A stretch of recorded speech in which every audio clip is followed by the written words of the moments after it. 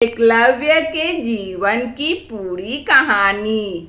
दोस्तों, आज हम महाभारत के एक ऐसे महान धनुर्धर के बारे में बताने वाले हैं जिसके बारे में बहुत कम ही चर्चा होती है, लेकिन वह धनुर्धर अपनी गुरु भक्ति और अपने बलिदान के लिए हमेशा याद रखा जाएगा। उस धनुर्धर का नाम है एकलव्य, जिसके बारे में यह कहा जाता है कि वह अर्जुन से भी श्रेष्ठ धनुर्धर था और लेकिन गुरु द्रोणाचार्य के गुरु दक्षिणा मांगने के कारण वह दुनिया का सर्वश्रेष्ठ धनुर्धर बनने से रह गया।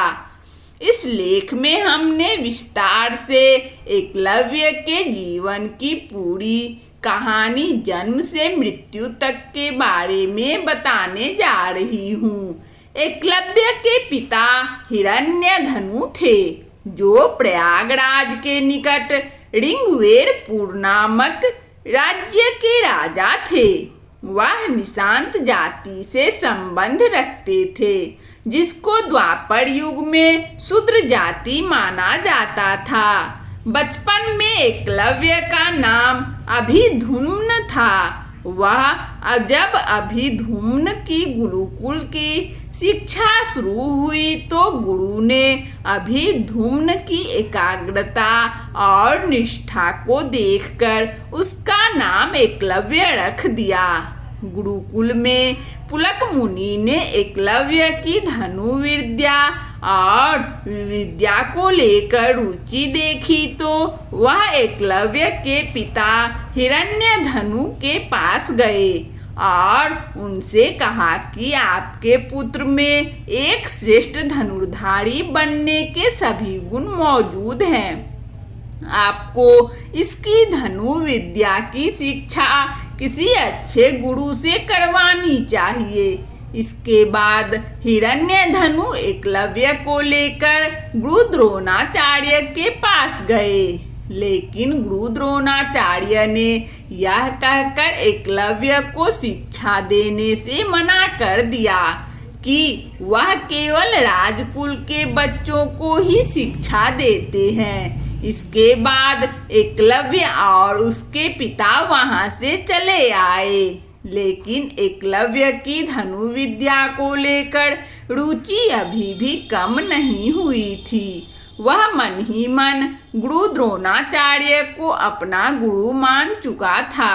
इसीलिए उसने गुरु द्रोणाचार्य के आश्रम के पास के जंगल में गुरु द्रोणाचार्य की एक प्रतिमा बनाई और उसी प्रतिमा के सामने धनुर्विद्या का अभ्यास करना शुरू कर दिया। कुछ समय के बाद ही एकलव्य धनुर्विद्या में पारंगत हो गया। एक दिन गुरु द्रोणाचार्य पांडव और कौरवों को शिक्षा दे रहे थे। उनके साथ एक कुत्ता भी था, जो चलता हुआ उस जंगल में पहुंच गया। उस कुत्ते ने जंगल में एकलव्य को देखा। कुत्ता एकलव्य को देखकर भौंकने लगा।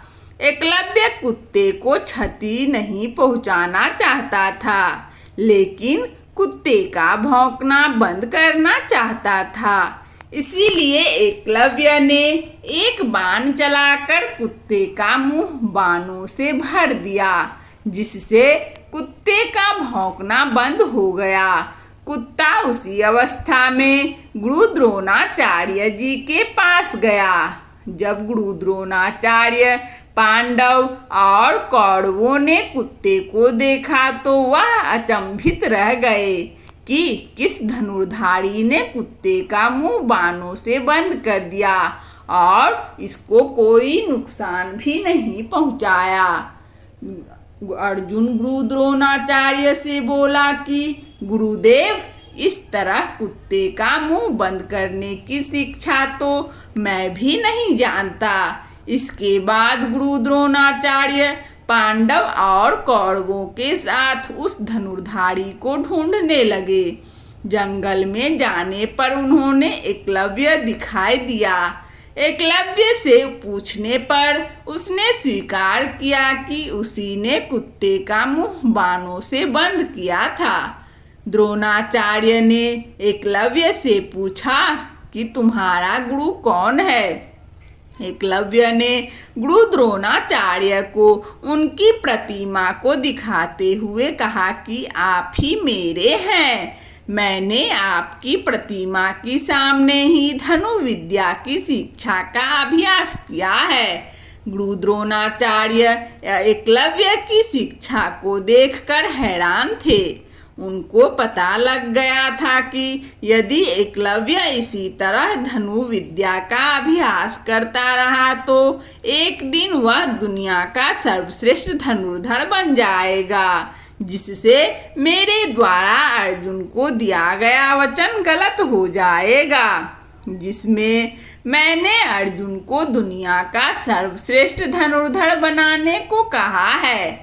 इसीलिए गुरु द्रोणाचार्य ने एकलव्य से कहा कि यदि तुम मुझे अपना गुरु मानते हो तो मुझे तुमसे एक गुरु दक्षिणा चाहिए। एकलव्य बिना किसी शंका के गुरु द्रोणाचार्य को गुरु दक्षिणा देने के लिए तैयार हो गया। गुरु द्रोणाचार्य ने गुरु दक्षिणा में एकलव्य से उसके सीधे हाथ का अंगूठा मांगा।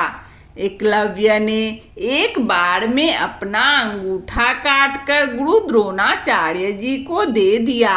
इसके बाद गुरु द्रोणाचार्य पांडवों और कौरवों को लेकर वहां से चले गए। एकलव्य इसके बाद अपने राज्य ऋग्वेरपुर चला गया। एकलव्य अपनी बाकी अंगुलियों की सहायता से ही धनुष बाण चलाने लगा। कुछ समय बाद अपने पिता हिरण्यधनु की मृत्यु के पश्चात वह ऋग्वेरपुर का राजा बना।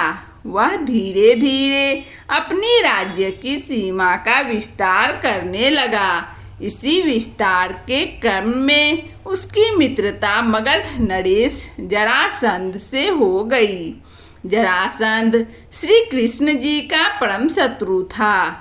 एक बार एकलव्य जरासंध के साथ द्वारका के विरुद्ध युद्ध करने चला गया, जहां उसने कुछ ही समय में यादव सेना का नाश कर दिया। इसके बाद श्री कृष्ण जी आए। उन्होंने देखा कि एकलव्य केवल 4 उंगलियों की सहायता से धनुष बाण चलाकर यादव सेना को मार चुका है।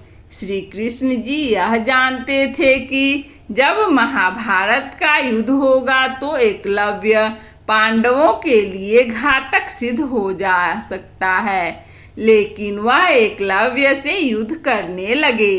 काफी देर युद्ध करने के बाद श्री कृष्ण जी के हाथों एकलव्य वीर गति को प्राप्त हुआ। इस तरह श्रेष्ठ गुरु भक्त एकलव्य की जीवन लीला समाप्त हो गई। वंदना स्टोरी चैनल में इस कहानी को सुनने के लिए आप सभी श्रोताओं को बहुत बहुत धन्यवाद। यदि हमारा कहानी अच्छा लगा हो तो कृपया लाइक और सब्सक्राइब अवश्य करें, ताकि नोटिफिकेशन सबसे पहले आपको मिले। धन्यवाद।